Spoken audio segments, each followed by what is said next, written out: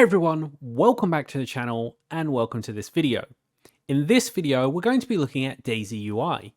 DaisyUI allows you to create components instead of using the utilitarian version of Tailwind CSS. So you get all the power of Tailwind, but the simplicity of component-based items. So in this video, I'm just going to do a quick comparison between the two and show you what Daisy can do compared to trying to write those crazy, long, utility classes for simple items. So let's get started. So before we get started, we should talk about what DaisyUI is. It is a Tailwind CSS component library that is built to allow you to do clean HTML as well as customizable and themable, and is pure CSS with zero dependencies. What you can do, for example, here are all the built-in themes. If we select pastel, it changes everything, maybe a wireframe version, or if we're really corporate, we could have these corporate colors. So out of the box, it has 22 different themes that you can choose from. Of course, we're really interested in what components it has. So here are all the components. Total, there are 40 different components, and it allows you to extend them using the Tailwind utility classes on top.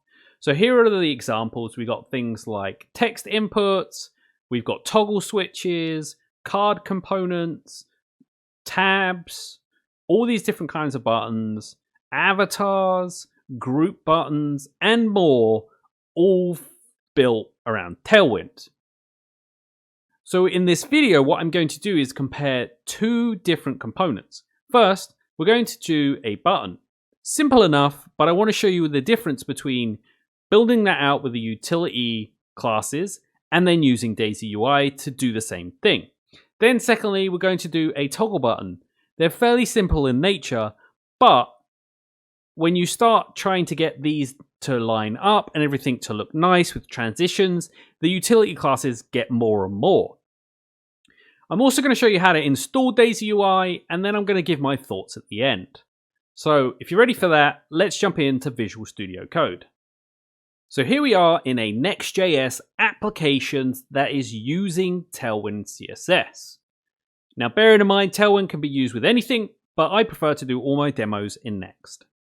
So the first thing you need to do is install DaisyUI. You can do that by doing npm install DaisyUI and hit enter.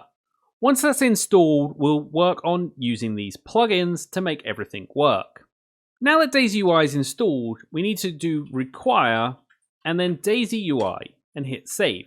Now this gives us access to DaisyUI throughout our application.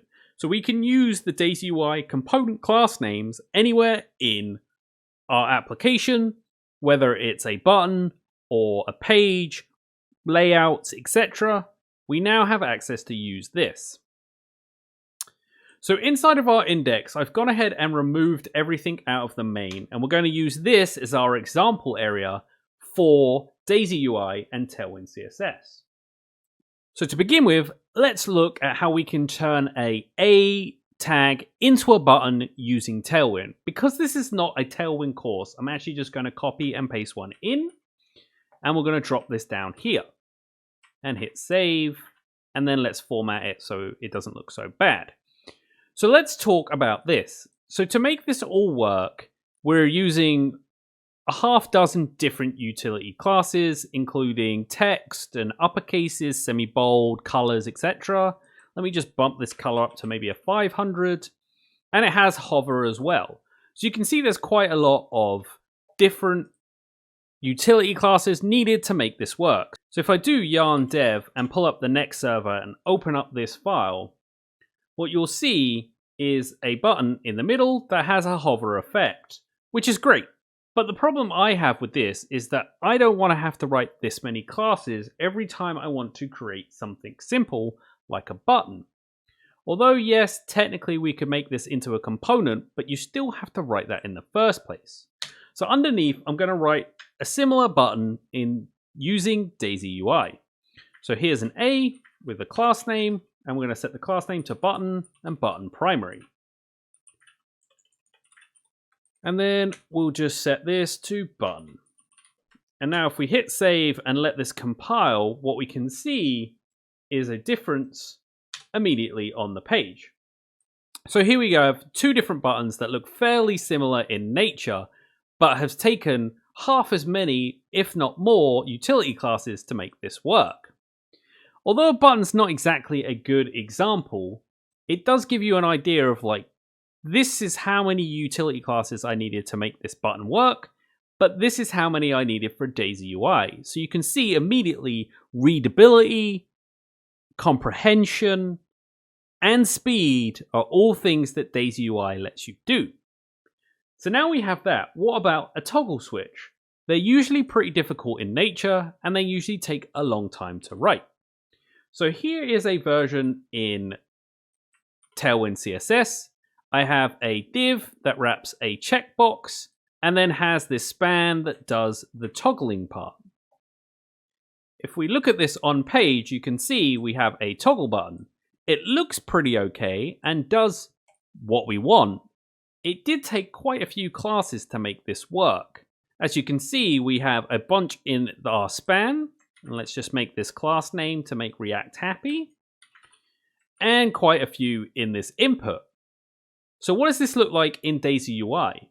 Well, in DaisyUI, you can just write the word input, tell it the type, which is checkbox, and then give it a class name of toggle. Then what you'll find is that you get a nice looking toggle switch. So let's go back to localhost and see that now we have two buttons. They look fairly similar in nature. This is our Tailwind one, but this is our DaisyUI one. And as you can see, it's got some nice transitions too. And I didn't have to code for those transitions. It looks much nicer than this when you have those sweet sliding transitions. So as you can see, DaisyUI makes it really easy to make gorgeous looking components without using all of the utility classes that Tailwind has to offer. Although behind the scenes they're using Tailwind, it makes it much easier to read, comprehend, and understand, while giving you the extensibility of Tailwind. Although I'm a big proponent of Chakra UI, its component library, DaisyUI does make me consider whether or not I will use Tailwind in projects in the future. If you did enjoy this video, make sure to drop it a like, comment on more things you want to see, and make sure you keep coding. Until next time, see ya!